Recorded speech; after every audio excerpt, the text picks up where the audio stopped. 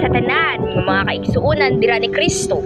Tutukta ang mga mata ngadto sa Dios nga maoy sandiganan nato sa tong paglaom hangtod sa pagbalik niya.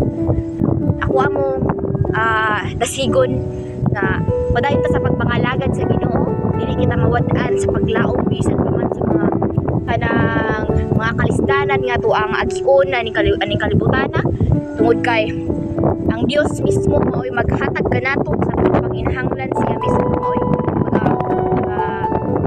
ganti kanato sa kinatapusan ng mga adlaw nga kamo, especially sa mga kadayon nila padayon sa pagpangalagad sa Ginoo kayo wala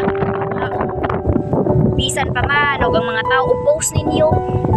Never consider that, never let that define you, because you are loved, you are cherished by our Lord Jesus. Amen.